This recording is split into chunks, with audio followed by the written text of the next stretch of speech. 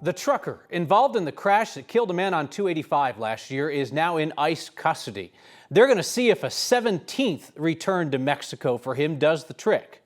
This is the guy who, through some clever lawyering, got off with a misdemeanor before prosecutors could charge him with the death in that crash. The widow of the man killed made sure that immigration agents were waiting when he got out of jail. Here's Mark Salinger with that. On Sunday evening, Ignacio Cruz-Mendoza was let out of the Jefferson County jail after serving around 7 months of a one-year sentence. His freedom didn't last long.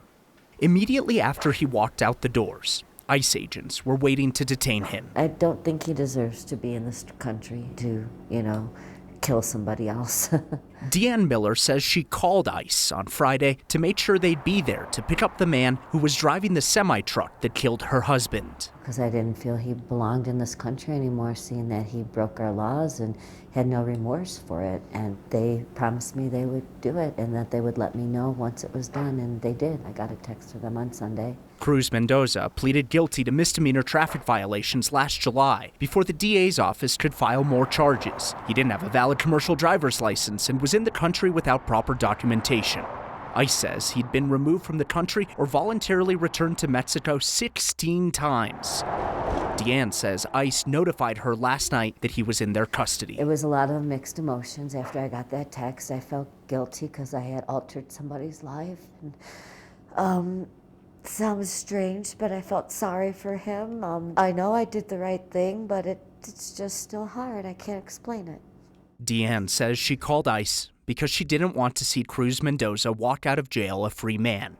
But the Jeffco Sheriff's Office policy is to always notify immigration authorities when an inmate with a detainer request is released. Once an inmate is deemed releasable, the department has 6 hours to let them go. They'll then notify ICE they're being released sometime within the next 6 hours. It's then up to ICE to be there to pick them up. I don't want to see anybody else lose the love of their life. Deanne now advocates for safer trucking laws around the country. My husband was killed by a system that prioritizes big business over safety. She feels she made the right decision to make sure ICE was there, now knowing Cruz-Mendoza won't be on the road again. I feel like I got some sort of justice because I don't feel like the DA got me justice. ICE said that Cruz-Mendoza was taken to the ICE detention facility in Aurora, where he will remain pending removal from the United States. Now, it's not really clear if ICE would have been there to pick him up in Jefferson County if Deanne had not called first, though again, they were notified by the sheriff's office as well. And you'll hear ICE say over and over again, they need more notice because they have limited manpower to get to these places. So Deanne says that she called ICE on Friday, notifying them that he'll be released on Sunday. That's a 2-day period for them to plan and get there. However, with the sheriff's office, they notified them 6 hours in advance, if that, saying, hey, he's going to be released in the next 6 hours if you want to come.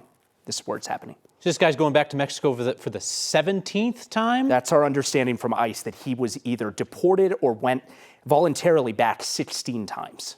Wow. All right. Mark Salinger, thank you for that. Thanks for holding down the fort last week. Absolutely. Appreciate it.